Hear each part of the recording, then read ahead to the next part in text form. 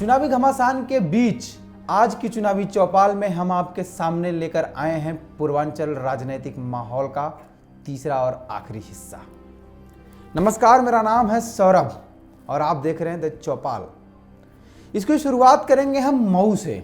मऊ, जिसे घोसी संसदीय क्षेत्र के नाम से जाना जाता है, उत्तर प्रदेश के कुछ महत्वपूर्ण जिलों में से एक जिला है मऊ। इस जिले की पहचान दिग्गज नेता कल्पनाथ राय के नाम से भी होती है, क्योंकि यही वो नेता हैं जिनकी वजह से मऊ को जिले का दर्जा मिला। ये उन जिलों में से एक है जिन्हें कांग्रेस का गढ़ नहीं कहा जा सकता। इस जिले की लोकसभा सीट का नाम है घोसी। कांग्रेस के टिकट पर यहां से 2 बार चुनाव जीत चुके कल्पनाथ राय दोनों बार अपनी व्यक्तिगत छवि के कारण जीते, न कि कांग्रेस के नाम पर। इसका सबूत यह है कि कांग्रेस छोड़ देने के बाद जब उन्होंने निर्दलीय चुनाव लड़ा, तब भी उन्हें यहां से जीत ही मिली। घोसी लोकसभा सीट पूर्वांचल की एकमात्र ऐसी सीट है जो वामपंथ का गढ़ कही जा सकती है। सीपीआई यानी कि कम्युनिस्ट पार्टी ऑफ इंडिया कई सालों तक इस सीट पर अपना कब्जा जमाती रही है। साल 1957 में पहली बार इस सीट पर चुनाव हुए थे। तब से लेकर अब तक हुए कुल 16 चुनाव में 4 बार कांग्रेस और 5 बार सीपीआई को जीत मिली है।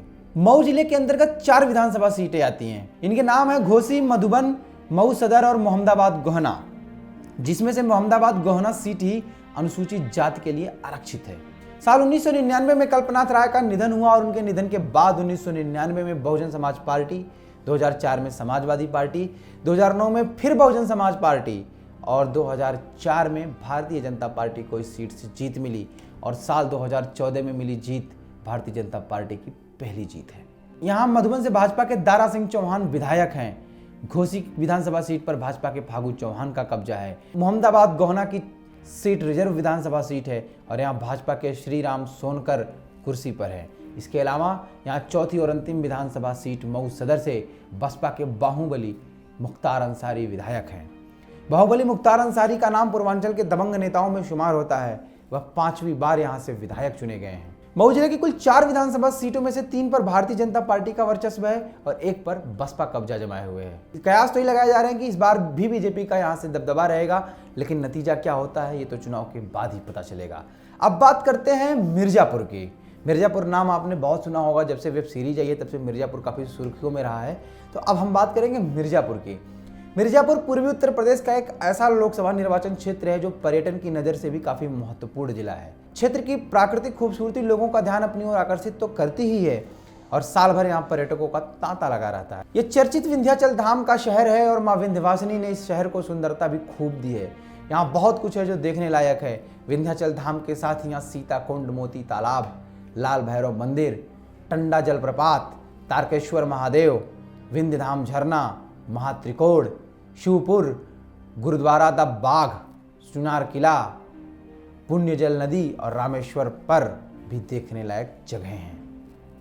क्षेत्र की खूबसूरती और धार्मिक माहौल इसे हर नज़र से खास बनाते हैं। और अब बात करते हैं यहाँ के चुनावी माहौल की। यहाँ से सांसद हैं अपना दल की अनुप्रिया पटेल और ये जिला उत्तर प्रदेश का सबसे बड़ा जिला था।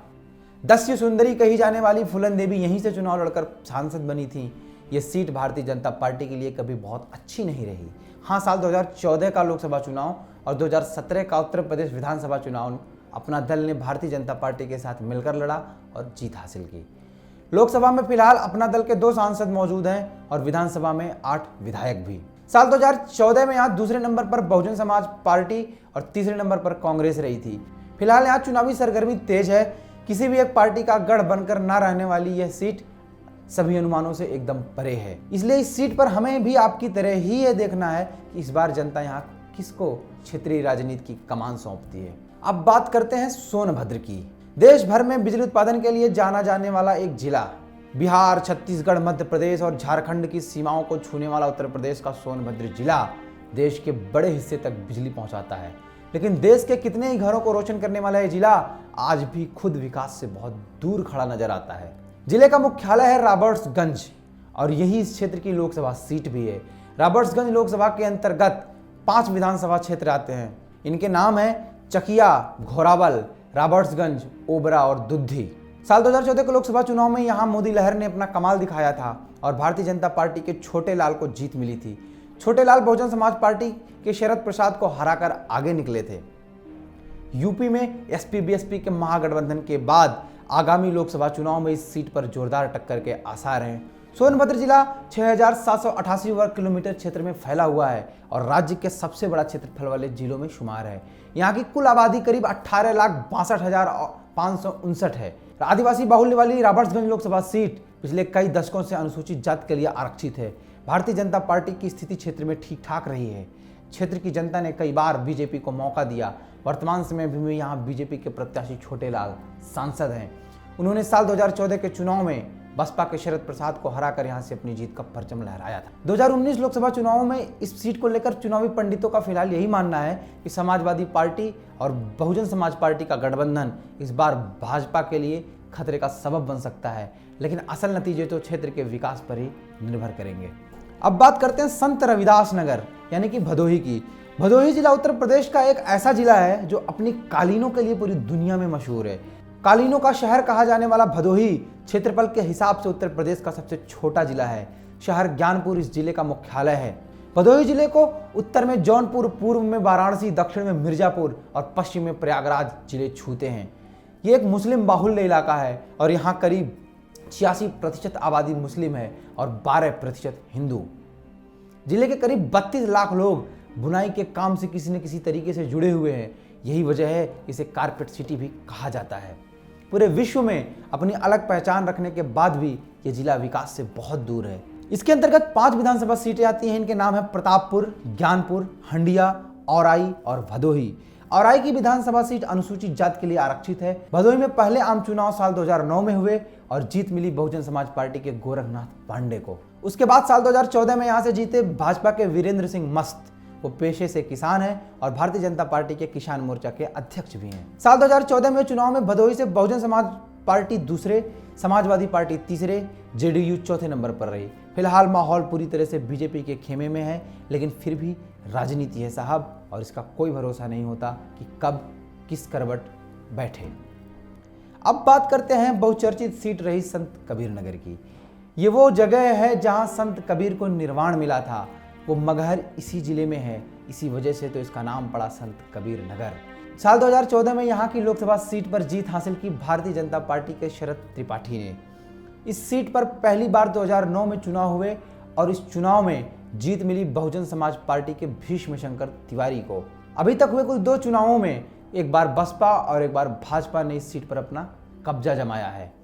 इस लोकसभा सीट के अंतर्गत 5 विधानसभा सीटें आती हैं। इनके नाम हैं खलीलाबाद, धनघटा, मेहदावल, आलापुर और खजनी। खजनी विधानसभा सीट गोरखपुर जनपद से आती है और आलापुर विधानसभा सीट अंबेडकर नगर डिस्ट्रिक्ट से आती है। औद्योगिक स्थिति की बदहाली से जूझ रहा संत कबीर नगर कभी बुनकरों और जूट उद्योग के लिए बहुत प्रसिद्ध हुआ करता था, लेकिन अभी हाल ही के दिनों में जूता कांड की वजह से मशहूर हुआ संत कबीर नगर, वहाँ के स्थानीय सांसद ने मेहदावल विधानसभा के विधायक को कहासुनी में जूते से पीटा और ये बात मुख्य मीडिया में काफ़ी चर्चा में रही। इस सीट से अभी शरद त्रिपाठी का टिकट काट दिया गया है और वहां से वर्तमान में गोरखपुर के सांसद प्रवीण निषाद को टिकट दिया गया है। यहाँ मुकाबला काफ़ी रोचक है। यहाँ मुख्य मुकाबला बसपा के उम्मीदवार भीष्म शंकर तिवारी उर्फ कुशल तिवारी और भाजपा के बीच में देखा जा रहा है। स्थिति क्या होगी, परिणाम क्या होगा, ये आने वाला वक्त बताएगा। अब चलते हैं सिद्धार्थनगर जिले में। भगवान गौतम बुद्ध की जिंदगी से जुड़ा हुआ जिला है सिद्धार्थनगर। यही वजह है कि इसका नाम उनके बचपन के नाम पर रखा गया सिद्धार्थनगर। जिले का मुख्यालय है नौगढ़। नौगढ़ शहर गोरखपुर, आनंद नगर, गोंडा ब्रॉडगेज लाइन पर नौगढ़ रेलवे स्टेशन मौजूद है। यह जिला बस्ती मंडल का हिस्सा है और नेपाल के कपिलवस्तु रूपंदेही से जुड़ा हुआ है। इसकी सीमाएं महाराजगंज, बस्ती, संत कबीर नगर और बलरामपुर जिलों से मिलती हैं। इस लोकसभा सीट के अंतर्गत कुल 5 विधानसभा सीटें आती हैं। इनके नाम है शोहरतगढ़, कपिलवस्तु, बांसी, इटावा और डुमरियागंज। कपिलवस्तु की सीट अनुसूचित जाति के लिए आरक्षित है। कपिलवस्तु में शाक्य वंश के राजप्रसाद और भगवान बुद्ध के काल में बने बौद्ध विहारों के खंडहर मिले और शाक्य मुनि के अस्थि अवशेष भी पाए गए। दिनांक 29 दिसंबर साल 1988 में बस्ती के उत्तरी भाग को बस्ती से अलग कर सिद्धार्थनगर एक अलग जिला बना दिया गया था। यहाँ से वर्तमान सांसद हैं भारतीय जनता पार्टी के जगदम्बिका पाल। ये जगदम्बिका पाल वही हैं जिनको भारतीय राजनीति में वन डे वंडर के नाम से जाना जाता है। ये उनको नाम इसलिए दिया गया क्योंकि साल 1998 में कुछ सियासी हालातों के चलते वो एक दिन के लिए उत्तर प्रदेश के मुख्यमंत्री बन बैठे थे। साल 2009 में यही जगदम्बिका पाल कांग्रेस की टिकट पर यहां से जीते और सांसद बने। साल 2014 में लोकसभा चुनाव से बस कुछ वक्त पहले ही उन्होंने कांग्रेस का साथ छोड़कर बीजेपी का दामन थाम लिया और टिकट लेकर जीतने के बाद फिर लोकसभा पहुंच गए। साल 2014 के लोकसभा चुनाव में यहाँ दूसरे नंबर पर बहुजन समाज पार्टी और तीसरे नंबर पर समाजवादी पार्टी रही। लेकिन अब देखने वाली बात यह है कि इस बार इस सीट कौन जीत रहा है, इस बार जीत का सेहरा किसके सर रखा जाएगा। अब बात करते हैं प्रतापगढ़ का। हमारा राजनीतिक इतिहास बताता है कि देश के पहले प्रधानमंत्री जवाहरलाल नेहरू ने जब अपना राजनीतिक कैरियर शुरू किया था तो प्रतापगढ़ से किया था। राष्ट्रीय कवि हरिवंश राय बच्चन का जन्म भी इसी जिले में हुआ। आजादी के बाद 1958 में जब पहली बार प्रतापगढ़ को जिला बनाया गया तो इसे नाम दिया गया बेल्हा प्रतापगढ़। इसकी वजह थी सई नदी के किनारे बना माता बेल्हा देवी का मंदिर। लेकिन इतना चर्चित और खास होने के बाद भी ये जिला क्षेत्र के पिछड़े हुए जिलों में शुमार होता है। वर्तमान समय में यहाँ के सांसद हैं अपना दल के कुंवर हरिवंश सिंह। साल 2014 में लोकसभा चुनाव में उन्होंने बहुजन समाज पार्टी को हराकर ये जीत हासिल की। 2014 के चुनाव में बहुजन समाज पार्टी का दूसरा और कांग्रेस का तीसरा, समाजवादी पार्टी चौथे स्थान पर रही। इस लोकसभा सीट के अंतर्गत 5 विधानसभा सीटें आती हैं। इनके नाम रामपुर खास, विश्वनाथगंज, प्रतापगढ़, पट्टी और रानीगंज हैं।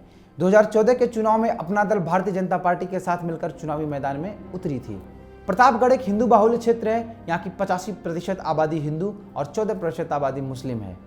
साल 2004 और 2009 के लोकसभा चुनाव में यहाँ बीजेपी का प्रदर्शन बहुत खराब रहा है। लेकिन 2014 में अपना दल के कुंवर हरिवंश सिंह और मोदी लहर ने साथ मिलकर इस सीट पर जीत हासिल की। फिलहाल का चुनावी माहौल गोरखपुर से भी भारतीय जनता पार्टी के संकेत दे रहा है। लेकिन फिर भी समाजवादी पार्टी और बसपा के गठबंधन के बाद मुकाबला काफी दिलचस्प होगा। यह था चुनावी चौपाल में पूर्वांचल के गलियारों से अब तक का राजनीतिक माहौल। और इसी तरह देश भर के चुनावी माहौल से अपडेट रहने के लिए जुड़े रहिए हमारे साथ। नमस्कार।